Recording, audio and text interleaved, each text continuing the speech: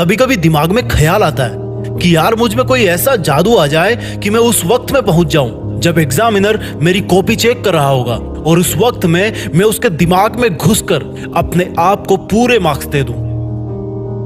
अगर ऐसा होगा तो मैं पूरी साल भर मेहनत करने से बच जाऊंगा और पूरे साल मस्ती मार के सबसे ज्यादा मार्क्स ले आऊंगा।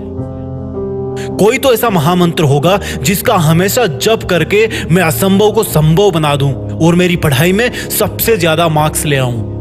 चलो आज मैं तुम्हें वो महामंत्र बताने वाला हूं जिसको हमेशा 3 मिनट सुन के तुम्हारे अंदर आग नहीं पैदा हुई तो चैनल छोड़ के चले जाना, लेकिन अगर दिल में कुछ कर गुजरने की आग जल गई तो इसी वक्त से कम ये उम्मीद करना छोड़ देना कि तुझे ऐसा कोई महामंत्र मिलने वाला है। क्योंकि अगर इंसान के पास ऐसा कोई महामंत्र होता कि वो बिना कुछ करे सब कुछ हासिल कर ले तो आज सड़क पे कोई मजदूरी नहीं कर रहा होता, इतनी ठंड में खेतों में कोई किसान अपनी फसल की सिंचाई नहीं कर रहा होता।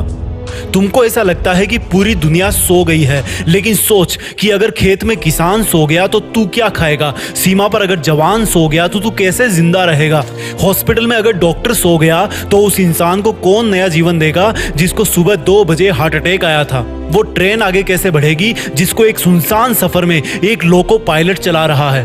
और सुनो, तुम भी तो लाइफ में कुछ बनने के सपने देखते हो ना। कोई डॉक्टर बनने के सपने देखता है तो कोई आर्मी में जाने के सपने देखता है। तो सोचो, तुम्हें अगर वो सपनों की दुनिया मिल गई तो क्या उसमें तुम्हें कोई जिम्मेदारी नहीं मिलेगी?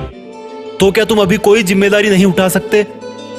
उस पिता को खुश रखने की जिम्मेदारी जो कभी ऑटो चलाता है, कभी नाइट शिफ्ट करता है, कभी तुम्हारी तबीयत को लेकर तुम्हारे बेड के पास जागते जागते सोता है, तो कभी तुम्हारी भारी भरकम फीस के लिए सोते सोते जागता है। तुम्हारी माँ को खुश रखने की जिम्मेदारी जिसकी आंखों की रोशनी रसोई में चूल्हे के पास काम करने की वजह से कम हो गई है, जिसकी हाथों की चमड़ी पर तुम्हारे कपड़े धो धोकर सिलवटें पड़ गई है। मैं तुमको ये नहीं बता रहा कि कौन से टाइम में क्या पढ़ना है, कितना पढ़ना है, ये सब तुम डिसाइड करो। तुम्हारे लिए जरूरी पढ़ना है या सोना है? तुम्हारे लिए जरूरी मोबाइल में गेम है या दुनिया में अपना नेम है? अब तुम डिसाइड करो कि कुछ दिन की मेहनत से जिंदगी भर की खुशी चाहिए या थोड़े से आलस की वजह से जिंदगी भर का अफसोस चाहिए। और अगर जवाब पॉजिटिव आए तो उठना और शुरू करना, देश में अपना नहीं बल्कि दुनिया में देश का नाम करना। जय हिंद, वंदे मातरम।